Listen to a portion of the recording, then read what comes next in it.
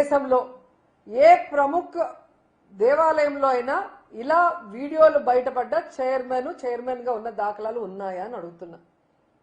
ఎంత నీచం అండి. అసలు అందరూ కూడా టీటీడీలో ఒక చిన్న పదవి వచ్చినా కూడా అది వాళ్ళ పూర్వజన్మ సుకృతం, వాళ్ళ అదృష్టంగా భావిస్తారు. అలాంటిది సాక్షాత్తు టీటీడీ బోర్డు చైర్మన్ గా పదవి వస్తే ఈరోజు బిఆర్ నాయుడు గారు చైర్మన్ గా ఎక్కడైనా ఆయన ప్రవర్తించాడా?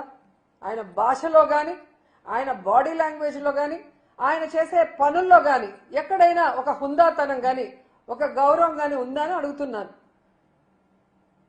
ఆయన ఎప్పుడూ కూడా టీటీడీ బోర్డు చైర్మన్ గా వ్యవహరించరు. ఆయన ఆ రోజు నుంచి ఈ రోజు వరకు టీవీ5 బిఆర్ నాయుడు గానే వ్యవహరిస్తున్నాడు. ఎందుకు నేను ఇలా అంటున్నానంటే, కొండ మీద కూర్చొని వెంకటేశ్వర స్వామి, పద్మావతి అమ్మవారి ఫోటోలు వెనక పెట్టుకొని ముందర ప్రెస్ మీట్ పెట్టుకొని ఎంత అహంకారంతో, ఎంత తలతిక్కగా, ఎంత కేర్లెస్ గా, ఎంత చులకనగా, ఎంత నీచంగా మాట్లాడతారో ఆయన ప్రెస్ మీట్లు అన్ని ఒకసారి మనం వేసుకొని చూస్తే మీ అందరికీ కూడా అర్థమవుతుంది. ఎందుకంటే ఆయన టీవీ5 బిఆర్ నాయుడుగా ఉన్నప్పుడు ఆయన ఎట్ట మాట్లాడినా ఎవరు పట్టించుకోరు. కానీ ఒక టీటీడీ బోర్డు చైర్మన్ అయిన తర్వాత ఆయనకి హుందాగా ఉండాలి, హుందాగా మాట్లాడాలి, పాలిటిక్స్ కి దూరంగా ఉండాలన్న ఇంగిత జ్ఞానం లేకపోవడం అనేది చాలా దురదృష్టకరం. ఎందుకంటే కొండ మీద బిఆర్ నాయుడు చైర్మన్ గా అడుగుపెట్టిన తర్వాత ఎన్ని జరగాలో అన్ని జరిగాయి. ఆయన ఎలా రియాక్ట్ అయ్యారో మనం అందరం కూడా చూసాం. ఎందుకంటే గతంలో ఎంతో మంది చైర్మన్ గా పనిచేసినప్పుడు ఇలాంటి అపశృతులు ఎప్పుడు కూడా జరగలేదు. కానీ ఈరోజు బిఆర్ నాయుడు చైర్మన్ అయిన తర్వాత ఒక్కొక్కటిగా చూడండి గోవులు, దాదాపుగా 100 గోవులు చనిపోయినాయి. ప్రెస్ మీట్ పెడతాడు, ఏ వయసు అయిపోతే చనిపోవా? ఇదేనా ఒక చైర్మన్ మాట్లాడాల్సిన మాటలు? వయసు అయిపోయి 100 ఆవులు వెంటనే చనిపోతాయా? మీ చేతగానితనం వల్ల చనిపోయినాయి.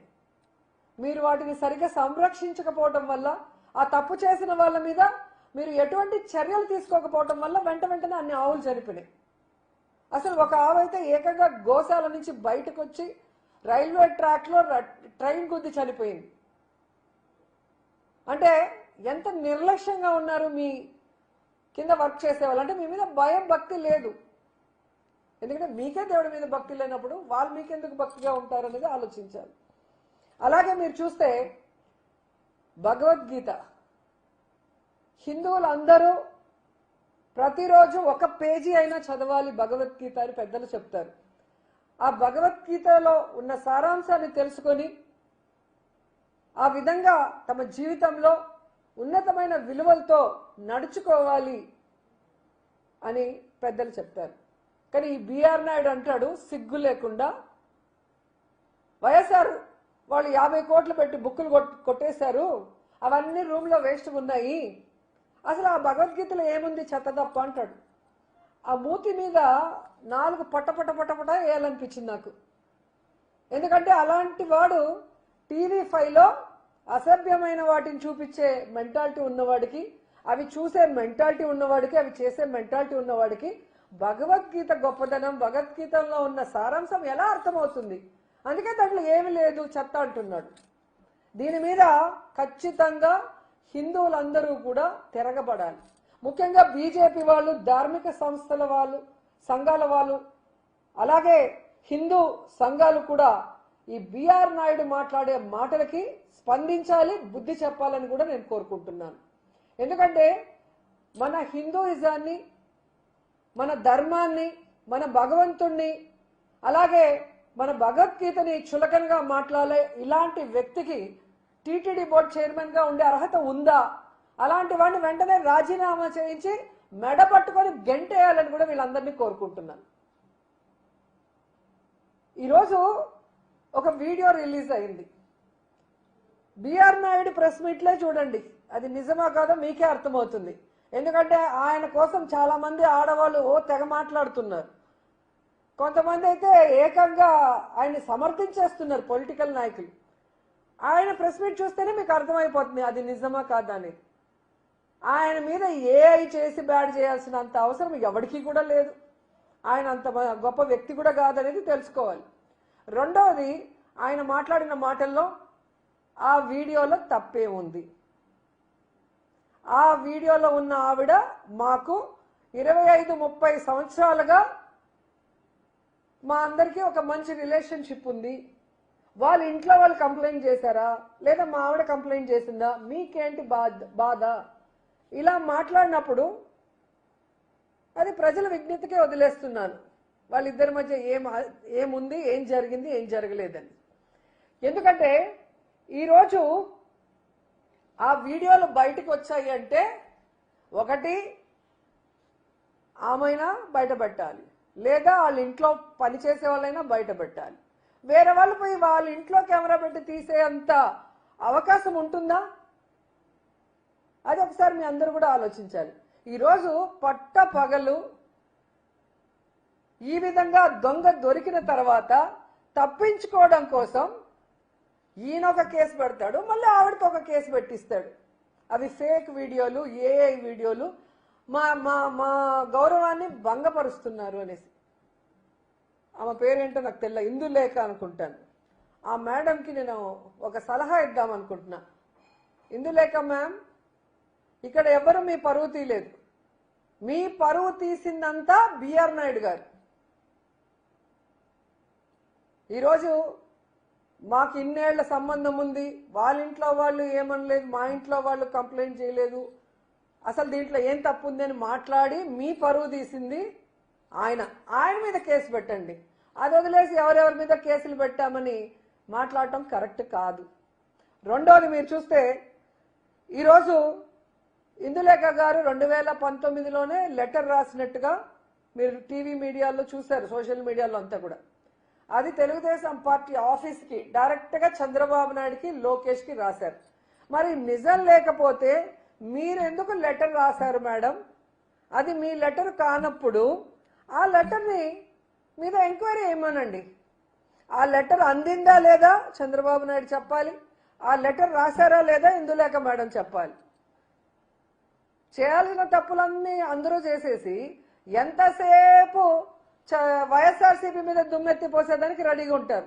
ఏ రోజు వైఎస్ఆర్సీపీ ఇలాంటి తప్పుడు పనులు చేయలేదు, ఏ రోజు వైఎస్ఆర్సీపీ ప్రజలకి అన్యాయం చేయలేదు, భగవంతుడిని కూడా ఎప్పుడూ కూడా అగౌరవపరచలేదు. కానీ మీరు ఎదవ పనులు చేస్తారు, భగవంతుడిని అగౌరవపరుస్తారు, వీడియోలు దొరుకుతారు, ఫోటోలు దొరుకుతారు, మళ్ళీ ఇదంతా వైఎస్ఆర్సీపీ కుట్ర అని మీ పచ్చ ఛానళ్లతో దాన్ని మా మీద రుద్దాలని చూస్తున్నారు. ప్రజలేం పిచ్చోళ్ళు కాదు, ప్రజలు మొత్తం చూస్తున్నారు. బిఆర్ నాయుడు గారు చైర్మన్ అయిన రోజు నుంచి ఈ రోజు వరకు కొండ మీద ఏ విధంగా తాగేసి మాడ వీధుల్లో తిరిగిన దాఖలాలు చూసాం, మర్డర్ జరిగిన దాఖలాలు చూసాం, గోవులు చనిపోయింది చూసాం, మాంసం తిన్న దాఖలాలు చూసాం. అన్నీ కూడా మీడియాలో వస్తున్నాయి కదా. ఇవి ఏవి కూడా ఏవి కాదు, ఫేక్ కాదు. అసలు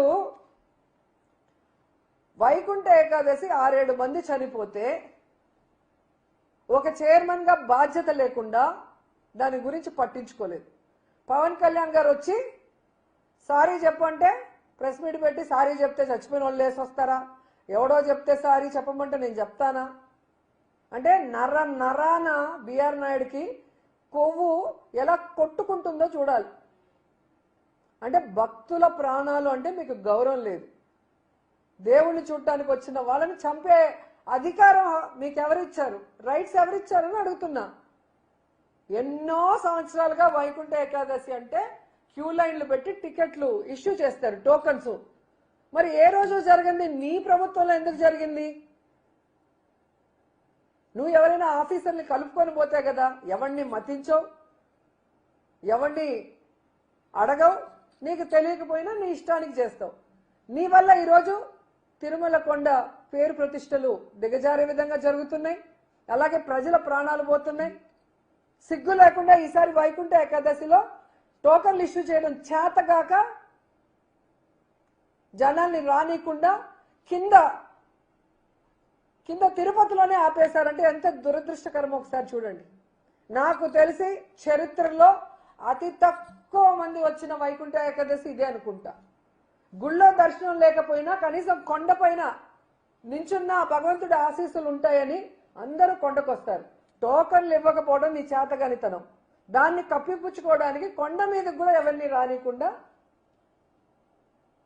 ఈరోజు నువ్వు చేస్తున్న పని ఏంటి? అండ్ ఈ రోజు వరకు నువ్వు తిరుమల ప్రతిష్ట పెంచే విధంగా ఒక పనైనా చేసావా? లడ్డూ గురించి చంద్రబాబు నాయుడు అంత నీచంగా మాట్లాడుతుంటే, పవన్ కళ్యాణ్ అంత నీచంగా మాట్లాడుతుంటే, ఒక చైర్మన్ గా ఉండి నువ్వు దాని మీద స్పందించి ఇది తప్పు జరగలేదు, జరగని దాన్ని జరిగినట్టు మీరు ఎలా చెప్తారు? మీ దగ్గర ఏం ప్రూఫ్స్ ఉన్నాయి? ఏం శాంపుల్స్ ఉన్నాయి? ఏ ఇంటెలిజెన్స్ రిపోర్ట్ ఉంది? ఏ ల్యాబ్ రిపోర్ట్ ఉందని అడగాల్సింది పోయి పట్టించుకో. కానీ హెరిటేజ్ ఒక మాట అనగానే ఏ విధంగా లేచి నించొని మాట్లాడుతున్నావో అందరూ గమనిస్తున్నారు. సో దొంగ దొంగ ఒకరికొకరు సపోర్ట్ చేసుకుంటున్నారు. చంద్రబాబు నాయుడు చేసే యదవ పనులన్నింటినీ నువ్వు భజన చేసి గొప్పగా చూపించి ఈయనంతా తోపులేడు తురుములేడని చూపిస్తావు టీవీ5లో. ఆయనకి నచ్చే విధంగా ఆయన చెవులకి ఇంపుగా జగన్మోహన్ రెడ్డిని వైఎస్ఆర్సీపీ వాళ్ళని ఇష్టం వచ్చినట్లు మాట్లాడి వాళ్ళ మీద నిందలు వేస్తావు. దానికోసం నీకు క్విట్ ప్రోకో కింద ఒక తిరుమల తిరుపతి దేవస్థానం చైర్మన్ పదవి తీసుకున్న నీకు బుద్ధి లేకపోయినా ఇచ్చే చంద్రబాబు నాయుడు కన్నా బుద్ధి ఉండాలి. అంత గొప్ప పదవిని ఇలాంటి నీచుడికి, ఇలాంటి వికృత మనస్తత్వం ఉన్న బిఆర్ నాయుడికి ఇచ్చినందుకు ఆయన సిగ్గుపడాలి. ఇప్పటికైనా అతన్ని ఆ పదవి నుంచి దించి తిరుమల ప్రతిష్టని కాపాడండి. ఎందుకంటే ఈరోజు బిఆర్ నాయుడు అంటున్నాడు, ఎవడు పడితే వాడు రిజైన్ చేయంటే నేను ఎందుకు చేయాలా? ఎవడబ్బ సొమ్ము? నాకు చంద్రబాబు నాయుడు చెప్తేనే చేస్తాను అంటే చంద్రబాబు నాయుడికి చెప్పే దమ్ము ధైర్యం లేదని ఇండైరెక్ట్ గా బిఆర్ నాయుడు చెప్తున్నాడు కదా. అంటే చంద్రబాబు నాయుడు జుట్టు బిఆర్ నాయుడు చేతిలో ఉంది. కాబట్టి బిఆర్ నాయుడు ఎన్ని ఎదవ మాటలు మాట్లాడినా, ఎన్ని ఎదవ పనులు చేసినా, ఇలాంటి వీడియోలు ఎన్ని వచ్చినా రిజైన్ చేయమని అడగడు అనేది బిఆర్ నాయుడు గారి కాన్ఫిడెన్స్ అనుకుంటా. ఇంతవరకు చంద్రబాబు నాయుడు కానీ పవన్ కళ్యాణ్ కానీ ఈ బిఆర్ నాయుడు విషయం మీద మాట్లాడకపోవడం చూస్తేనే మీకు అర్థమైపోతుంది. ఎందుకంటే తిరుమల మీద తన రాజకీయ లబ్ధి కోసం, డైవర్షన్ పాలిటిక్స్ కోసం జగనన్న మీద దుమ్మెత్తి పోసే విధంగా లడ్డూ ఇష్యూని ఎంత నీచంగా మాట్లాడారో మనం అందరం కూడా చూసాం. కానీ ఈరోజు బిఆర్ నాయుడు వీడియోలు బయటకు వస్తే సనాతన యోధుడు పవన్ కళ్యాణ్ నోట్లోంచి మాటలు రావు, చంద్రబాబు నాయుడు నోట్లోంచి కూడా మాటలు రావు. మరి పనున్నా పని లేకపోయినా హైదరాబాద్లో అయినా కూర్చొని కోవిడ్లో కూడా జూమ్లో ప్రెస్ మీట్లు ఇచ్చిన వాళ్ళకి ఈరోజు ప్రెస్ మీట్లు ఇవ్వడం చేత కాలేదా? ఇస్తే బిఆర్ నాయుడు చేతిలో వాళ్ళకి పుల్ స్టాప్ పడుతుందన్న భయమని నేను అడుగుతున్నాను. ఎందుకు పవన్ కళ్యాణ్ అడుగుతున్నానంటే లడ్డూలో కొవ్వు కలవకపోయినా, జంతు కొవ్వు, ఫిష్ ఆయిల్, పంది కొవ్వు కలకపోయినా చంద్రబాబు నాయుడు చెప్పిన అబద్ధాన్ని నిజం చేయటం కోసం తిరుపతిలో మీటింగ్ పెట్టి కాషాయ డ్రెస్ వేసుకొని ఎంత ఓవర్ యాక్షన్ చేశాడో మనం చూసాం. ఈరోజు నేను సూటిగా పవన్ కళ్యాణ్ గారిని అడుగుతున్నాను, మీరు సనాతన యోధులైతే, మీరు హిందూ ధర్మాన్ని పరిరక్షించే వాళ్ళైతే మరి బిఆర్ నాయుడు లాంటి విలువలు లేని వ్యక్తిని ఇంకా ఎందుకు పెట్టారు? అతనితో ఎందుకు రాజీనామా చేయించలేదు అని అడుగుతున్నా. మీ పార్టీలో ఎమ్మెల్యే పదవిని అడ్డం పెట్టుకొని అసెంబ్లీలో నుంచి రాసలీలలు చేస్తాడు, అమ్మాయిని హెరాస్ చేస్తాడు, భయపెడతాడు. అన్ని దొరికినా కూడా మీరు ఎటువంటి కేసు పెట్టించరు. రిటర్న్ గా అమ్మాయి మీద కేసు పెట్టించే గొప్ప వాళ్ళు మీరు. అంటే మీకు ఆడవాళ్ళు అంటే గౌరవం లేదు, భగవంతుడు అంటే భయం భక్తి లేదు, చట్టాలంటే చాలా చులకన మీకు. లేకపోతే మీరు చేస్తున్న పనులేంటి, మీరు మాట్లాడే మాటలేంటి? అసలు బిఆర్ నాయుడుని వెంటనే తిరుమల తిరుపతి చైర్మన్ గా సస్పెండ్ చేయాలి. దీనికి బీజేపీ వాళ్ళు, హిందూ సంఘాలు, ధార్మిక సంఘాలు అన్నీ కూడా ఇలాంటి అనైతిక వ్యక్తిని కొనసాగించడం కుదరదు అని చెప్పి మాట్లాడాలని కూడా డిమాండ్ చేస్తున్నా. ఎందుకంటే మొన్న ఎక్కడో విజయవాడలో మీటింగ్ పెట్టినట్టున్నారు, మీటింగ్ పెట్టుకొని మాట్లాడుకున్నారు కదా. మరి ఇలాంటి విషయాల మీద మీటింగ్ మాట్లాడండి. బిఆర్ నాయుడు వచ్చిన రోజు నుంచి ఈ రోజు వరకు తిరుమల పవిత్రతను దిగజార్చే కార్యక్రమాలు ఎన్ని జరిగాయి? ముఖ్యంగా ఈ ఇందులేఖ గారి లెటరు వీడియోల గురించి విచారణ జరిపించండి, డిస్కస్ చేసి దీని మీద వెంటనే యాక్షన్ తీసుకోండి. లేకపోతే హిందూ ధర్మాన్ని చూసి అందరూ కూడా నవ్వే పరిస్థితి వస్తుంది. మన దేవుణ్ణి, మన ధర్మాన్ని కాపాడుకోవాల్సిన బాధ్యత మనకుంది. Please subscribe .news.